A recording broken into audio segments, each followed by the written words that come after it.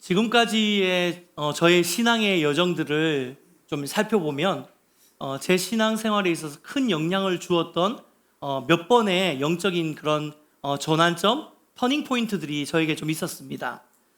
먼저는 제가 저희 아버님이 이제 목회자셨기 때문에 전 태어나자마자 이제 모태신앙이었잖아요. 그러니까 제가 제 신앙을 선택하고 제가 하나님을 인격적으로 나의 하나님으로 받아들이는 시간들이 저에게는 참 쉽지 않은 시간들이었어요. 모태신앙들이 보통 다 그렇듯이 뭐 특별한 어떤 만남이나 어떤 계기가 있었던 게 아니고 태어나면서부터 쭉 그냥 교회가 저희 집이었기 때문에 이게 그냥 저에게는 일상이었기 때문에 뭔가 특별한 계기가 있지는 않았었어요. 그런데 그러다가 제가 고3 여름방학 때 하나님을 인격적으로 만나고 난 다음에 제가 국문학과를 원래 가려고 했었는데 급하게 진로를 신학과로 수정을 해서 이제 신학을 전공하게 된 그런 어떤 영적인 첫 번째 포인트가 하나님을 만나는 포인트가 있었고요.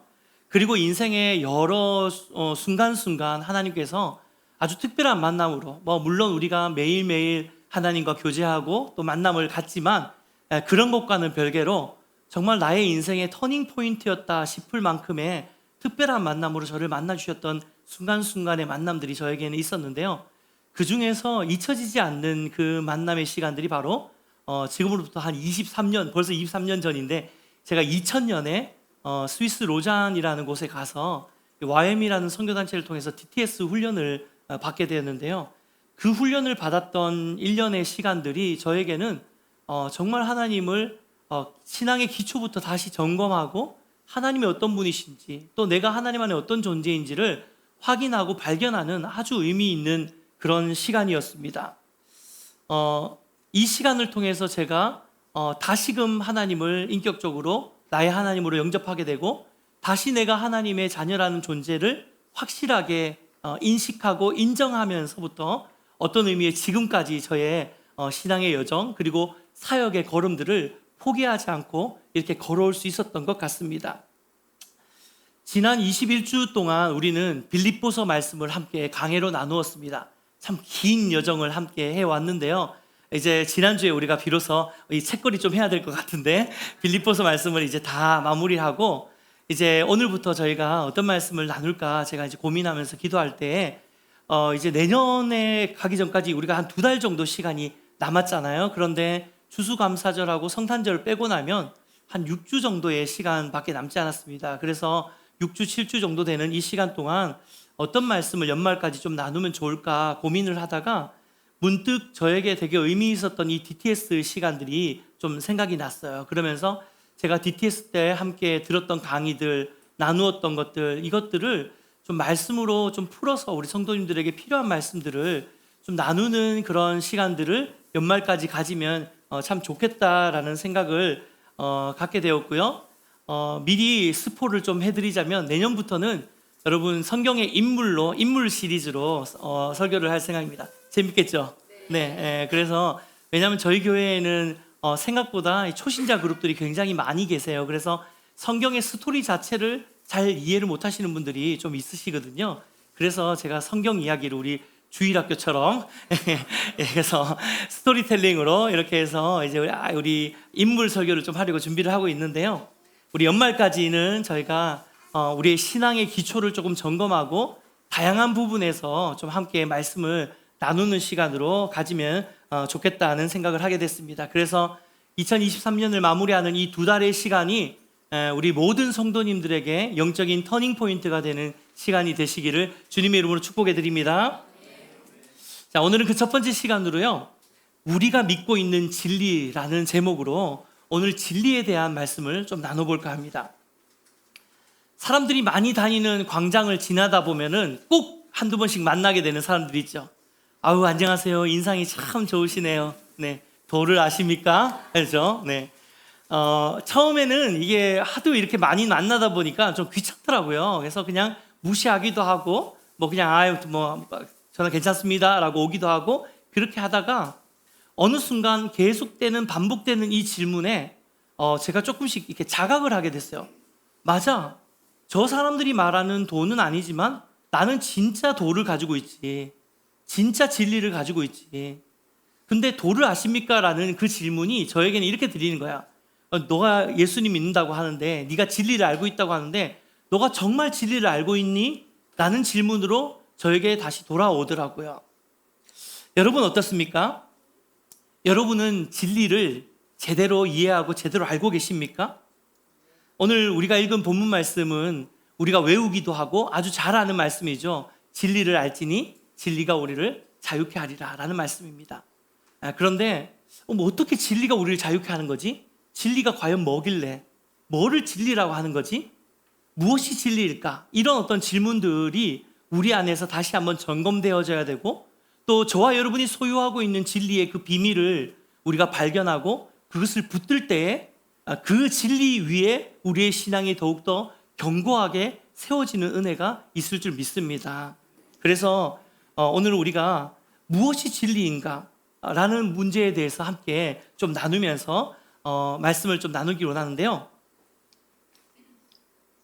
죄송합니다. 제가 지금 감기가 걸려가지고 약을 먹었더니 입이 엄청 마르네요. 네, 물을 좀 자주 먹어야 될 것 같은데, 진리가 무엇인가라는 이 질문은요, 인류의 전 역사를 통틀어서 아주 오래전부터 계속해서 지속되어졌던 질문입니다.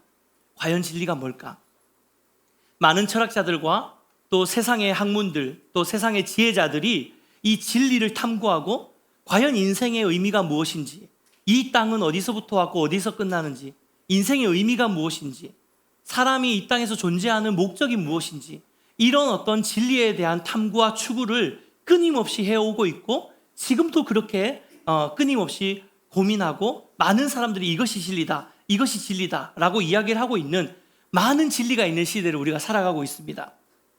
하지만 분명한 것은요, 성경은 철학과 세상의 지혜로는 결코 우리 인간의 의미, 이 땅의 의미, 또 이 세상의 진리에 대한 그 해답을 줄 수 없다는 것을 분명히 하고 있습니다.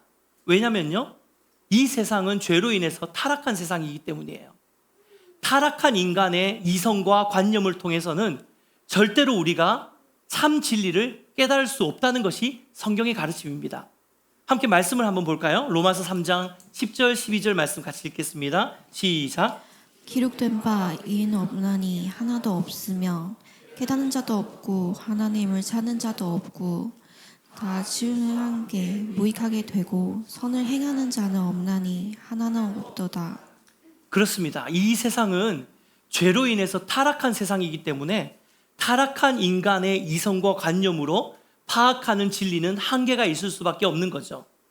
그러니까 우리는 참 진리에 도달할 수 없는 근원적인 죄의 본질적인 상태를 가지고 있는 그런 연약한 자들이라는 것을 우리는 인식해야 됩니다. 그런데 세상 사람들은 그걸 부인하잖아요.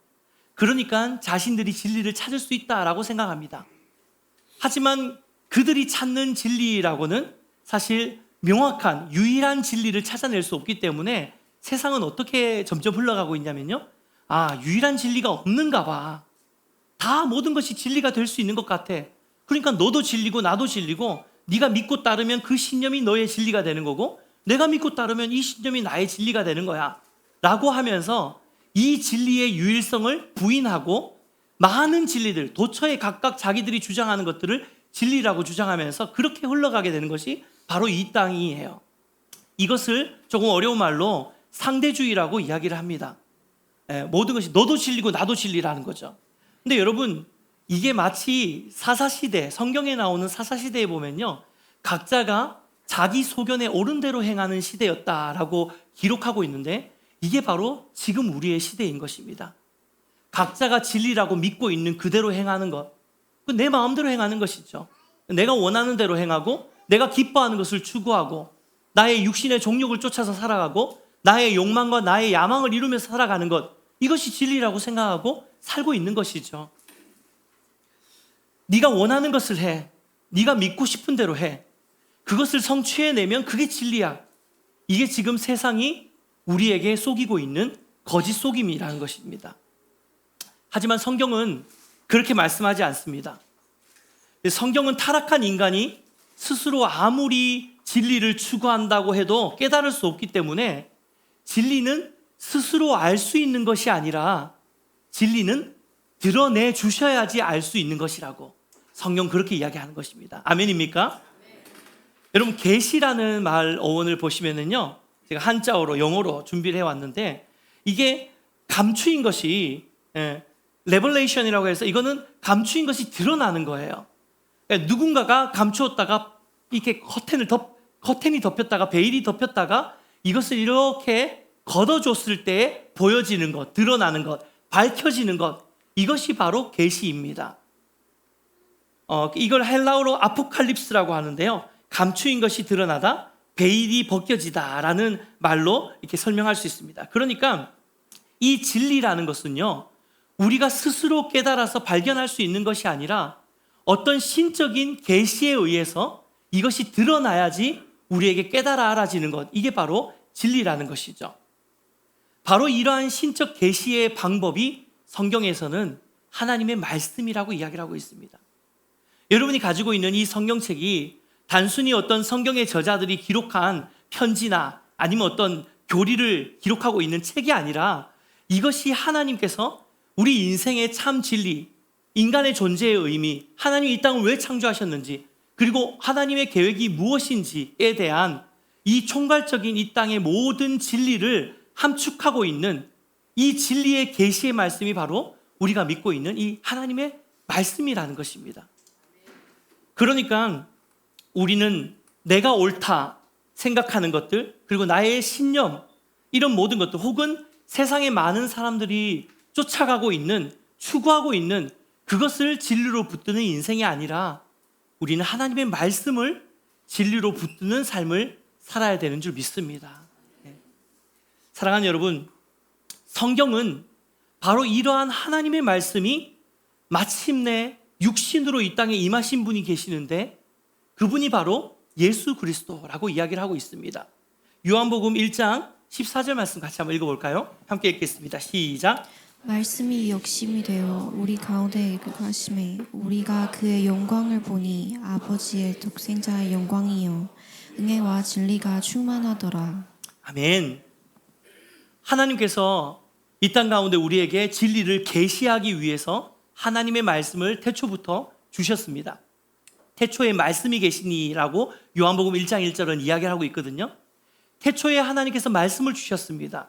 그리고 이 말씀으로 인해서 우리는 진리를 깨달을 수 있고 진리가 우리 삶에 드러나게 되는 것이 이게 영적인 원리예요. 그런데 이 말씀이 살아있는 육신이 되어서 이 땅 가운데 보내주신 분이 바로 예수 그리스도시라는 겁니다. 그럼 여러분, 예수님은 어떤 분이십니까? 예수님은 진리 자체이신 분이에요. 그분의 삶과 그분의 인격과 그분의 가르침과 그분의 치유와 그분의 예언과 그 모든 것들, 그분이 행하신 모든 이 땅에서의 사역들이 하나하나 숨쉬는 것조차 예수님은 진리셨다는 거예요. 그래서 성경에서 예수님을 표현하는 표현 중에 은혜와 진리가 충만하더라. 할렐루야. 예수님은 그런 분이에요. 은혜와 진리가 충만하신 하나님의 아들이시며 하나님의 계시 자체이신 분, 진리 자체이신 분이 바로 저와 여러분이 믿고 있는 예수 그리스도신 줄 믿습니다. 그래서 우리는 이 진리 되시는 예수님을 붙들어야 되는 것이죠. 하나님의 말씀을 붙들고 예수 그리스도의 가르침을 붙들고 또 예수님을 따라가는 제자의 삶을 살아야 되는 것입니다.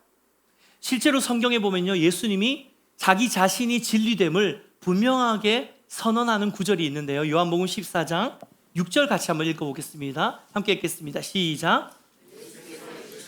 내가 곧 길이요 올 자가 없느니라. 할렐루야. 이 말씀 믿으십니까? 내가 곧 길이요 진리요 생명이니, 예수 그리스도께서 길이요 진리요 생명이요 진리 자체시라는 거예요. 이것을 예수님이 스스로 그렇게 고백하시고 선언하셨습니다.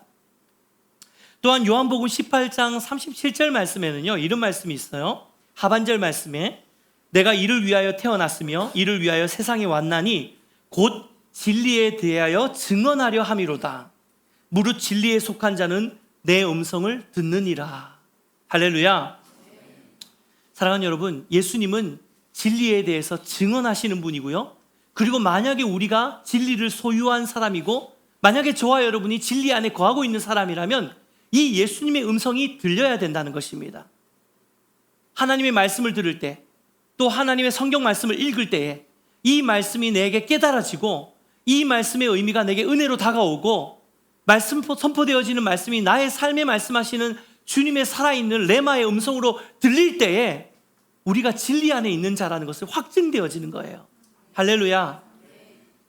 오늘 이곳에 앉아 계신 모든 성도님들의 심령 가운데 하나님의 말씀이 들려지는 은혜의 역사가 있기를 주님의 이름으로 축복해 드립니다.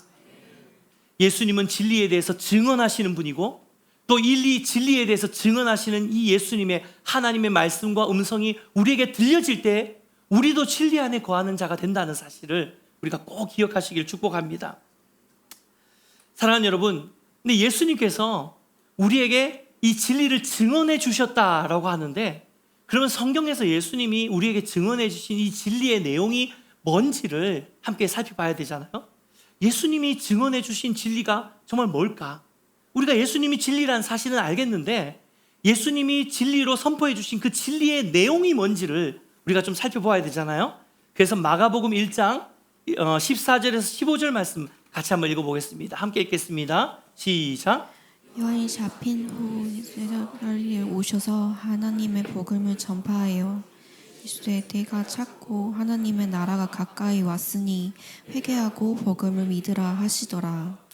그렇습니다. 예수님이 말씀하신 진리는요, 바로 우리가 알고 있는 복음입니다. 복음의 메시지예요. 이 복음의 메시지의 핵심은요, 오늘 말씀에서 기록된 것처럼 때가 찼고 하나님 나라가 가까웠으니 회개하고 복음을 믿으라 라고 하는 게 이게 바로 진리의 말씀인데, 이 복음의 핵심은 우리가 우리의 죄를 회개하면 죄 사함을 받고 구원을 얻게 될 것이다 라는 말씀이에요. 이게 복음의 핵심입니다. 이것이 바로 우리가 믿고 있는 복음의 진리인 거예요.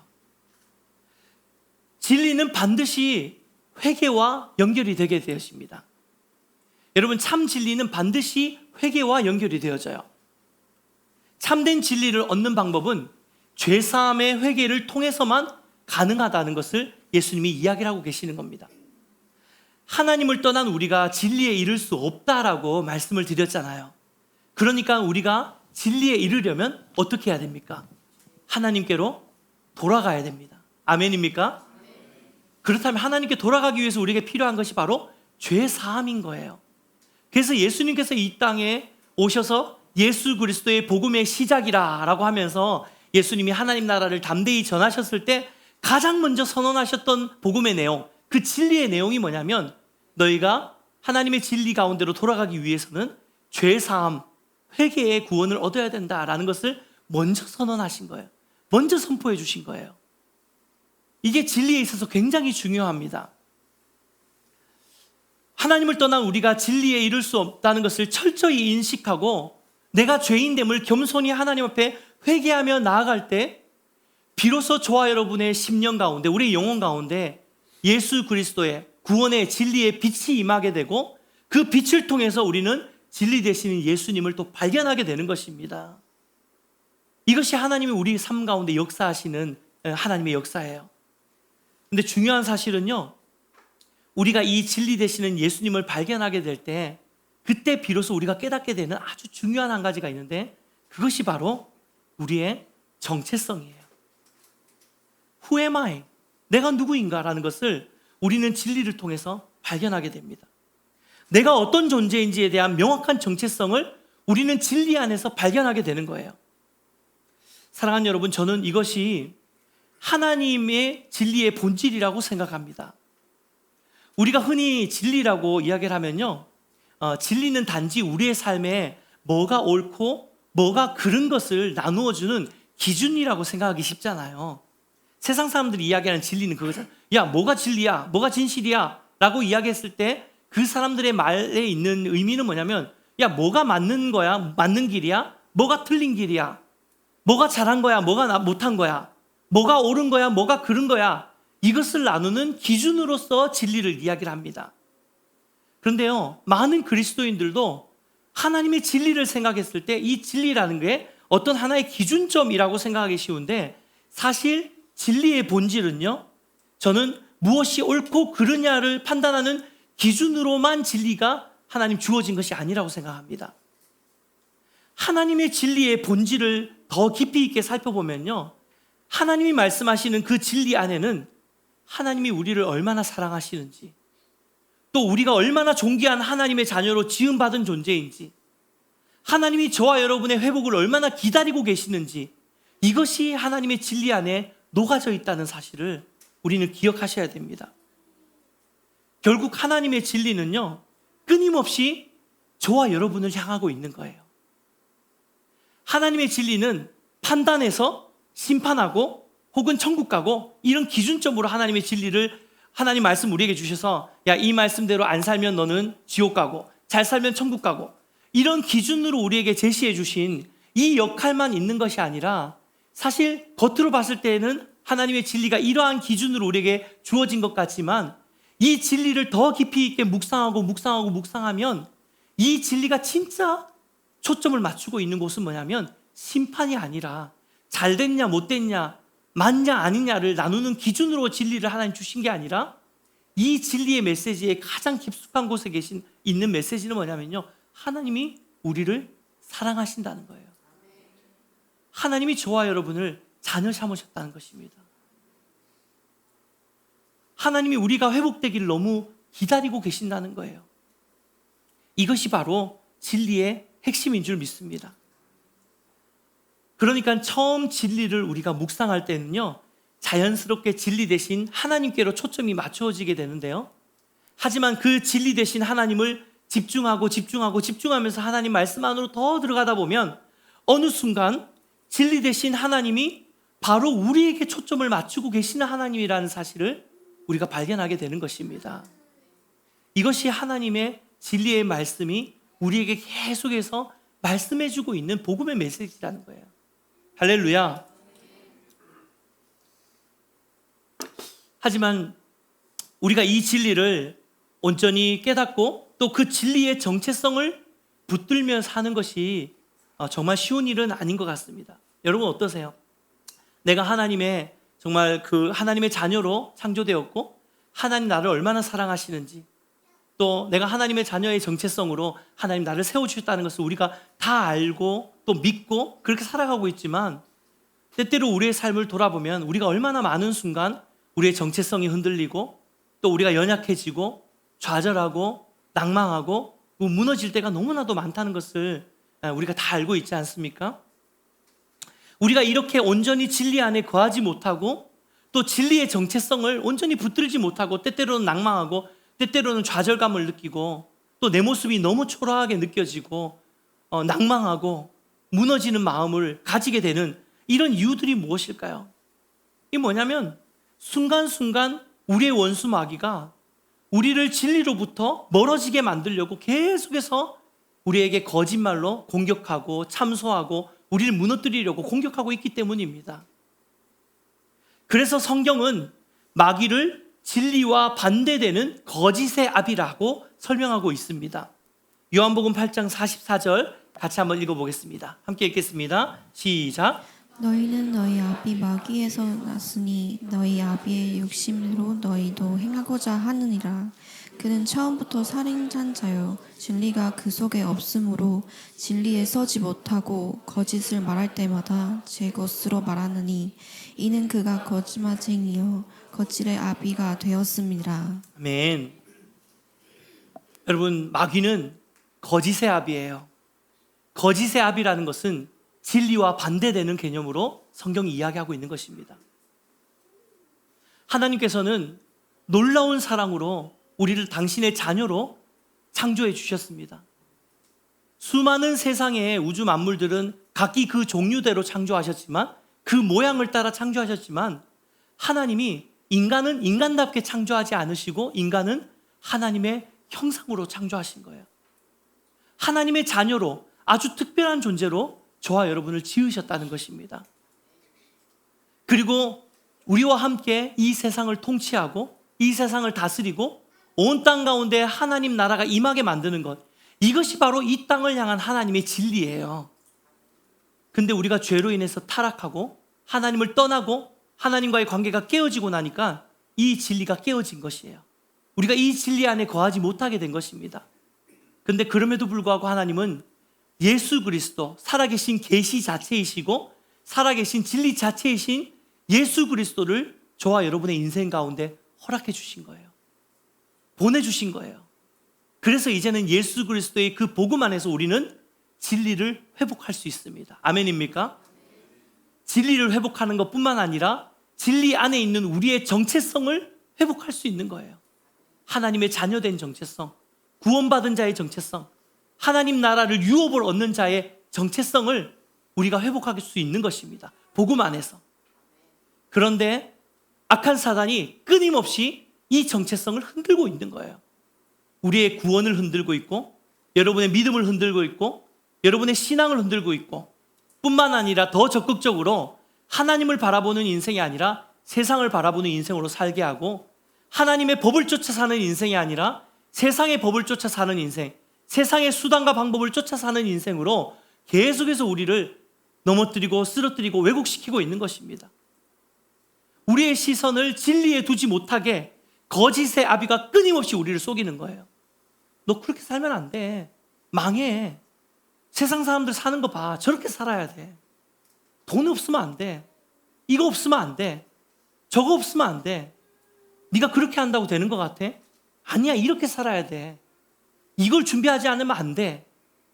이 모든 음성들, 이 모든 두려움들, 이 모든 시선을 분산시키는 것들이 사실 진리의 반대편에 있는 거짓의 아비 사단의 전략, 사단이 하는 일이라고 성경은 명확하게 이야기하고 있는 것입니다.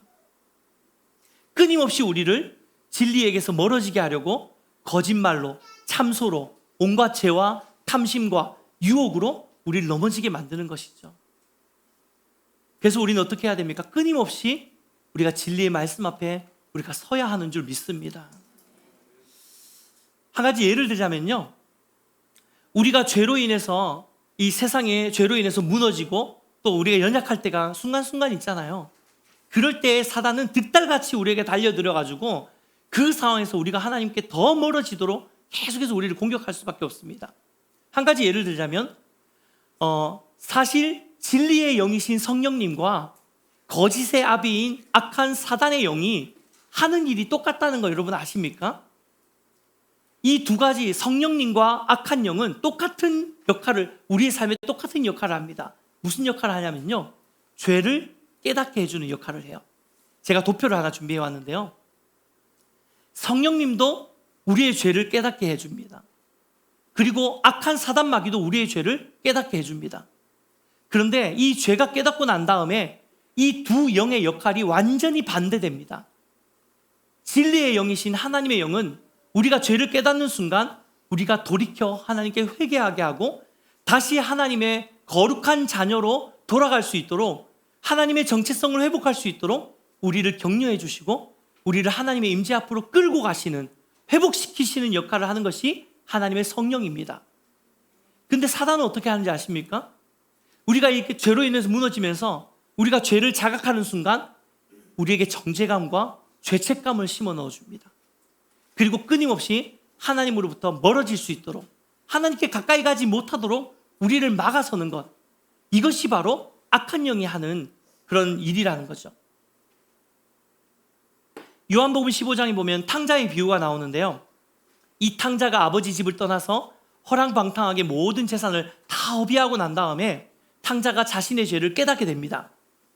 이때 두 가지 영이 이 탕자에게 작동을 하게 되죠. 첫 번째는 진리의 영이신 성령님께서 작동을 하시고, 두 번째는 악한 사단이, 거짓의 아비가 작동을 하죠. 그런데 요한복음 15장에 보면요, 거짓의 아비가 먼저 작동을 합니다. 아, 내가 하나님과 아버지에게 죄를 지었사오니 이제 아버지 아들이라 일컬음을 받지 못하겠노라 라는 생각이 들어가는 거죠. 이것은 하나님이 주시는 마음이 아니에요. 아, 내가 아버지께 돌아가도 이제 내가 그냥 품꾼 중에 하나로 봐달라고 이야기해야 되겠다라고 하는 거죠. 하지만 하나님의 성령은 이 탕자 아들에게 다시 아버지 집으로 돌아갈 수 있는 마음을 주시는 거예요. 이 두 가지 안에서 결국 탕자는 그럼에도 불구하고 아버지 집을 향해 돌아가게 되죠. 이것이 진리가 우리에게 작동하는 방법이거든. 그래서 우리는 어떠한 상황 속에서도 끝까지 진리의 편에 설 수 있도록, 진리를 붙들 수 있도록, 진리 안에 거할 수 있도록 우리가 날마다 진리 앞으로 나가야 되는 줄 믿습니다. 그래서 날마다 우리의 삶의 순간순간 이 진리와 거짓의 싸움에서 진리를 선택하고 진리를 쫓고 또 진리의 편에 서는 것, 이것이 저와 여러분이 해야 되는 믿음의 반응인 줄 믿습니다. 우리가 이렇게 할 때 오늘 우리가 읽은 본문 말씀처럼 진리를 알지니 진리가 너희를 자유케 하리라. 할렐루야. 말씀을 맺겠습니다. 지금도 사단은 매일같이 우리가 붙들고 있는 이 진리, 하나님이 우리에게 복음을 통해서 회복시켜 주신 이 진리의 정체성을 무너뜨리고 쓰러뜨리려고 온갖 거짓과 또 죄의 문화와 유혹으로 우리의 삶을 공격하고 있습니다. 이런 시대 가운데 우리가 어떻게 이 진리를 견고하게 붙들면서 진리 안에 거할 수 있는 것일까요? 저는 그 해답이 날마다 우리가 진리 앞에 나아갈 때 겸손함과 성실함으로 나아가야 된다고 생각합니다. 우리가 진리 앞에 진리의 편에 설 때, 우리가 진리를 선택할 때에, 우리가 진리 앞으로 나아갈 때에 날마다 겸손함과 성실함을 가지고 진리 앞으로 나가야 된다는 것입니다. 내 힘과 내 노력으로 결코 진리에 이를 수 없다는 사실을 철저히 인식하고 내가 하나님의 은혜 없이는 한순간도 살 수 없는 그런 연약한 자라는 이 겸손의 마음을 가지고 항상 하나님 앞에 이 겸손의 마음으로 주님 앞에 서야 하는 줄 믿습니다. 또한 날마다 우리가 진리 앞으로 나아가는 성실함이 우리에게 있어야 됩니다. 매일매일 하나님의 말씀을 붙들고 매일매일 하나님과 교제하고 매일매일 하나님을 예배하는 삶을 살 때에, 특별히 여러분 하나님께서 신령과 진리로 예배하는 예배자를 찾으신다고 이야기를 하시잖아요. 하나님은 우리의 예배 안에 신령과 진리의 영을 부어주시는 분이시거든요. 예배의 영은 진리의 영이십니다. 그래서 우리가 하나님을 구하고 날마다 하나님의 얼굴을 구하며 하나님을 예배할 때에 그 예배의 자리를 통해서, 그 삶의 예배를 통해서 하나님의 진리가 우리에게 부어지는 거예요. 그래서 우리가 해야 되는 것은 날마다 성실함으로 하나님의 말씀을 붙드는 것입니다. 날마다 성실함으로 하나님의 임재 앞에 무릎 꿇는 것입니다. 날마다 성실함으로 하나님을 예배하는 삶을 사는 것입니다. 이렇게 살 때에 참된 겸손과 성실함으로 주님의 진리를 붙들 때에 우리가 어떠한 사단도 우리를 흔들 수 없는 진리의 사람이 될 줄 믿습니다. 사랑하는 여러분, 저와 여러분 안에 이미 하나님의 진리가 있는 줄 믿습니다. 우리가 이미 진리 안에 거하고 있는 줄 믿습니다. 예수 그리스도의 복음으로 우리는 새로운 피조물이 되었고 이제 이 세상의 철학과 학문과 지식이 절대로 내놓을 수 없는 그 해답, 그 비밀을 우리는 이미 알고 있습니다. 온 우주 만물과 인생의 존재의 가치와 목적, 우리의 사명에 대한 해답을 우리는 이미 알고 있습니다. 하나님의 나라, 이 땅 가운데 하나님의 나라를 세워가는 것, 복음의 통로로 살아가는 것, 삶의 예배자로 사는 것, 잠시 있다 사라지는 이 땅에 목숨 거는 인생이 아니라 영원한 것을 바라보는 인생으로 사는 것, 그리고 무엇보다도 내가 얼마나 존귀한 존재인지, 내가 얼마나 가치 있는 존재인지를 정확하게 붙드는 진리의 정체성을 소유한 자인 줄 믿습니다. 아멘입니까? 기도하고 축복하는 것은 날마다 겸손과 성실함을 가지고 진리 앞에 나가서 정말 이 흔들리지 않는 진리, 흔들리지 않는 진리의 정체성을 붙들며 담대하게 이 세상 가운데 살아가는 저와 여러분의 삶이 되시기를 주님의 이름으로 축복해 드립니다.